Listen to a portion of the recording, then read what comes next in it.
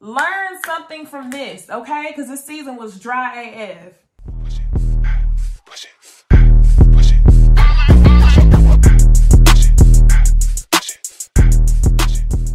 Hey y'all, it's NeceyDixon. Welcome back to my YouTube channel. If you are new here, welcome. If you are returning, y'all, we done made it to the finale of Real Housewives of Atlanta. Let's take a moment and just say thank you, God.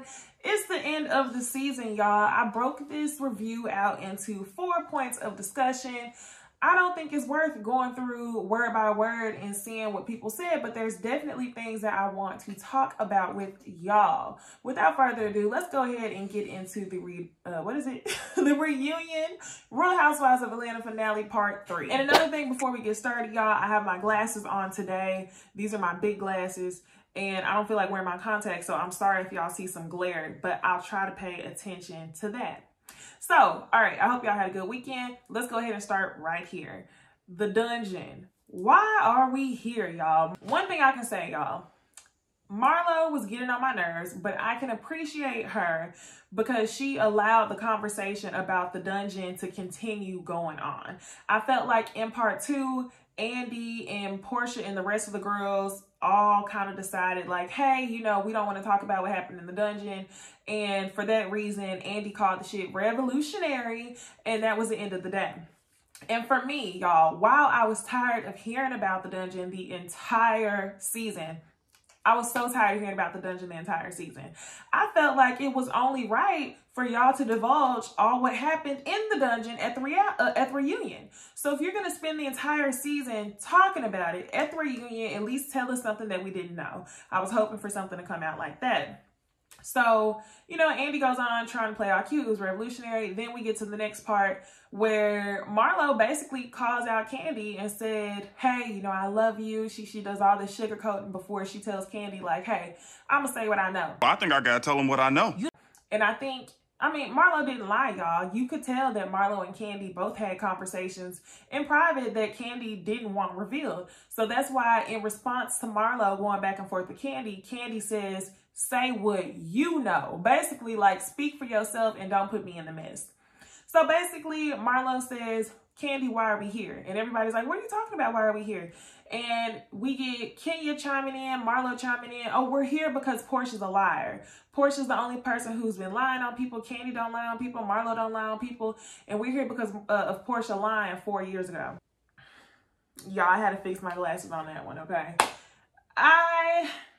I think it is so dumb for them to bring up a situation that happened 4 years ago to try to make it relevant now. I could see if Candy and Porsha had some big beef, but because Candy, you know, has kind of fake moved on from the situation. And y'all, when I say fake move on, I mean Candy has decided not to discuss that on TV. She knows it's not best for her. And she knows it's kind of old and tired. Candy knows that it's best when the whole group can get along. It doesn't make sense for Candy to be harping on that. Well, it makes sense for her to harp on it, but it doesn't make sense for that to be a part of Candy's storyline 4 years later. So for that, I'm like, Kenya, Marlo, y'all are tired AF for bringing that up, talking about we're here because of what she did 4 years ago. Granted, y'all are, but what does that have to do with anything? Porsha, her point and her argument is that she's a grown-ass single effing woman, which is true, you guys. This whole season, I was kind of torn between the two. If you watch the rest of my other reviews, I let y'all know. On one hand, I do believe that Porsha is at work. On the other hand, what Porsha does when that bedroom door is closed is between her and whoever's in that bedroom, okay? Kenya is working so hard to get Porsha to reveal what actually happened. And she acts like it's a true concern of hers. I feel like Kenya's working overtime for the wrong reasons. Porsha was right when she said that you're obsessed with me, and if you would be working this hard on your husband or you'd be obsessed with your husband, maybe your marriage would still be there. She didn't lie. But my thing is like, Kenya, you're trying to come up with all these reasons as to why Porsha did was wrong. What Porsha did was wrong. I think you brought up the fact that like your child was on the trip. And my thing is like, yeah, your child was on a bachelorette party. You should have never brought your child on a bachelorette party, for number one. For number two, Kenya brought up a really good point. One of the things I wanted to call out is that she said that they're on a reality show and that she's entitled to discuss the things that happen in the house on a reality show. you are correct. However, if Porsha doesn't want to keep talking about it and she doesn't want to keep discussing who she slept with on national TV, that's up to Porsha. I know some of y'all don't like when I feel indifferent about the ladies, but that's just how I'm feeling about this season, y'all. I feel like the season really wasn't very entertaining if I can't choose one side, you know? I feel like it's about a bunch of nothing. On one hand, Kenya, you're right. She was at work, okay? You have a point. On the other hand, Kenya, why do you keep trying so hard? And it's unfortunate because I really wish I could be like, Kenya, da-da-da-da, Porsha, da-da-da-da. But this season was pretty much nothing to me, you guys. So, you know, that's how I feel about that. I'm indifferent about the whole Bolo situation at this point. I'm very much indifferent. That's all I have to say about Bolo. So the next point of view, you guys, is Drew and Latoya. They go back into all their flashbacks showing how, you know, sometimes they got along and how Latoya had mentioned that they hung out behind the scenes. And then, of course, they talk about the prophet. And Andy asked a really good question. How did that affect your baby christening or whatever you were going to do? So before Drew gets the opportunity to make up some bullshit, she says, can the group get together in prayer? And I'm like... All right, Drew, I know you about to BS and you need a way to finesse your way through this conversation because you really are giving Latoya and this prophet too much credit. So the group gathers in prayer, and she says that the truth needs to be revealed and that she needs clarity of the tongue and all this other stuff. And y'all, we pretty much get nothing from it. What we get from it, Andy asked her a great question. How does it affect it? She says that, you know, Latoya and this prophet were messing around. The rest of the prophets can sense the negative energy, and she couldn't book anybody to do her child's christening because of the relation that Latoya had with this man. While it lends us not too much information, she sticks by that. So that's why whenever Latoya keeps asking her, but what did I do? Well, what did I do? What did I do? That's a single man. Andy keeps repeating what Drew says because Drew's not saying anything different. The tape really didn't give us any additional information. Drew couldn't play too much of the tape for legal reasons. And of course not. I hate tape stuff, y'all. It really reminded me of Snakegate. There was no tape, but it reminded me of Snakegate. And I'm surprised nobody had mentioned that whenever referring to Drew. All in all, y'all, Drew and Latoya, they end up being on the same page, and Drew's going to invite her to her mom's church.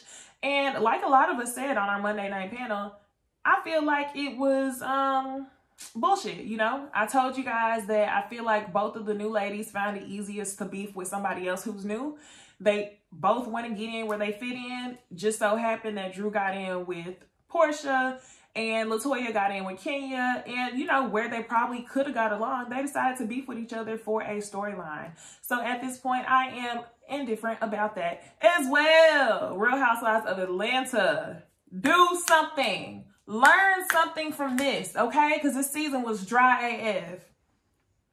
So next, y'all, last we get into Kenya and Porsha. They get into the flashback of their relationship down to years ago when Porsha says, bye, Ashy, looking like Lauren. That's how skinny she was. She looked just like Lauren way back then. But yeah, they get into the flashbacks of them, you know, arguing, of them both becoming mothers and then being friends for 2 seconds. And I think Andy asked a lot of the questions that the viewers were asking.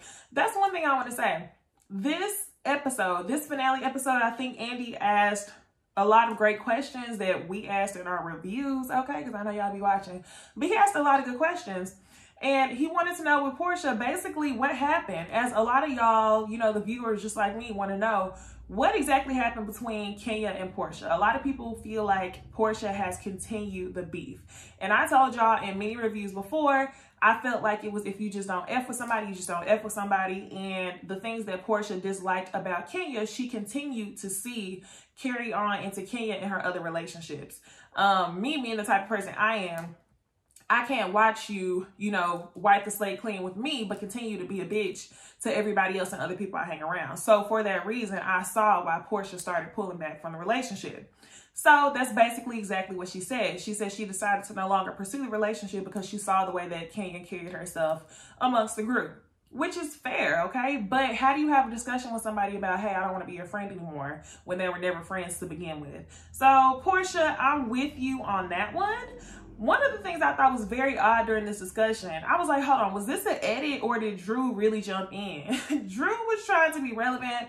She says, well, Kenya, you really didn't give me a chance. And I was like, WTF, Drew, this is not about you. This is about Porsha and Kenya. And Andy kind of just says, okay, let's get back to this. You guys, Drew, towards the end of the season, I feel like she started to reveal herself. I definitely started to see her kind of like pick me energy, her storyline type energy. And that's what I got from her this reunion, y'all. It's very weird. I feel like Real Housewives of Atlanta is in a very weird spot. I don't really care about any of the women. I don't really have a favorite out of any of the women at all because they're all getting on my nerves. But one of the things I did want to talk to y'all about is this picture of Porsha right here. I will upload it. We see Porsha with Falynn's ex-husband, baby daddy, and then we see her with Dennis. Porsha's wearing a muumuu. Porsha's got a ring on, y'all. It's not the ring that Dennis got her because the ring that Dennis got her is round. This ring is looking very emerald cut, very radiant cut. So I'm like, what is going on? Not only that, y'all, her and Dennis are looking real friend zone. I'll put another picture up here. And then we get a comment from Dennis saying, congratulations on your next chapter, P. And Porsha says, thank you. So what do y'all think that's about? Why are you all up on Falynn's ex-man? Even if, you know, it wasn't like that, you're Falynn's friend. And the other thing I want to know is, why the hell did you post this? Why did you post this, Porsha? What do you want us to talk about? What are you trying to distract us from seeing? Like, what is it? Are you with Falynn's ex-man? Are you pregnant? Are you engaged again? What's going on? Y'all comment below. Tell me what y'all think this picture is about. Tell me what y'all think about the reunion, y'all. I would give the reunion a C-. I think Andy asked a lot of good questions, but all in all, the season was very lackluster. It was very much virtual learning. It was nothing. You just went through the steps. We didn't learn anything at all, y'all. So glad the season is over. I hope they make some major changes next year. Sorry this review was short, but I had nothing for the girls. I didn't want to waste y'all's time. So yeah, we'll get into some more shows. We didn't have a review of Ready to Love last week, so I didn't drop a video on that. We had a special on Married at First Sight, so I didn't get to drop a video on that. But if y'all missed me a little bit last week, y'all can catch me on the Monday night panel. Y'all can also catch me on the Ladies First panel every Thursday night. Last week, we were on Jay Lee's Corner channel. This week coming up, we will be on Jamie That's Me channel. So y'all go ahead and catch that. And until then, I will see y'all in the next video. Bye, y'all.